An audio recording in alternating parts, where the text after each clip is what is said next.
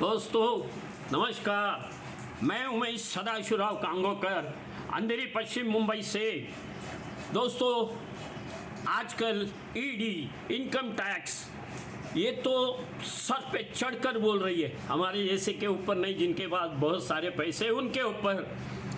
ये 6 दिन पहले एक कांग्रेस के सांसद धीरज साहू के पास से 350 करोड़ की बेनामी संपत्ति मिली है। ये नोटे गिनते गिनते जो छोटी मशीनें थी उनकी तो जान ही निकल गई। फिर मैंने सुना कि 20-25 ऑटोमेटिक मशीनें ले आई, जिसमें से गिनते गिनते 350 करोड़ नोटें निकली। भारतीय स्टेट बैंक ऑफ इंडिया की मुख्य शाखा में ये नोटों को जमा कर दिया जाता है। अब कार्रवाई किए हुए व्यक्ति को अपनी रकम या उसको सोच बताने की उनको एक मौका दिया जाता है।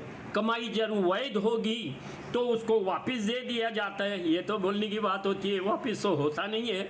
या समझो वो वैधता साबित नहीं कर सकता तो वो भारत सरकार के खजाने में जमा होती है। यानी अभी तक कितना जमा हुआ होगा। अब दूसरी बात, जो राष्ट्रवादी कांग्रेस को भारतीय जनता पार्टी ने 70,000 करोड़ का घोटाला का बताया था और उसके बाद उनको अपनी पार्टी में ले लिया, तो क्या वो 70,000 करोड़ अपने सरकार ने अपने खजाने में लिए या उन्हीं की पार्टी के पास से? इसका जवाब दो। दोस्तों ईडी और इनकम टैक्स की रेड अब तक ज़्यादातर 10 साल में विपक्ष के मंत्री, एमएलए, एमपी इन पर ही पड़ी है और वो सब दुम दबाकर भारतीय जनता पार्टी के खेमे में शामिल हो गए। अब तक एक बात खटकती है मुझे, क्या ईडी और इनकम टैक्स को इतना भरोसा है कि भारतीय जनता पार्टी के मंत्री, एमपी, एमएलए, कॉरपोरेटर ये साफ सुथरे हैं? इनके पास रेड छापा मारने तक की रकम नहीं है।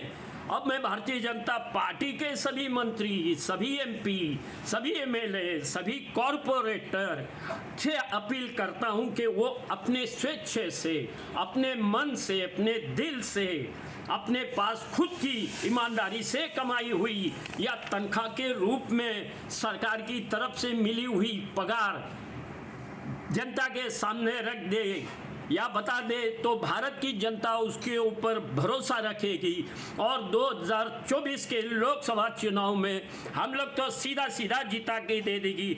400 नहीं, पूरे 500 सीट ही जिताकर हम लोग दम लेंगे। लेकिन भारतीय जनता पार्टी, आपकी पार्टी को जनता रिश्वत के साफ धुलाई करने वाली मशीन बोलते हैं। हो जाए इस बार। आप सभी बीजेपी वाले कितने ईमानदार हैं ये लोगों को आप बता दो।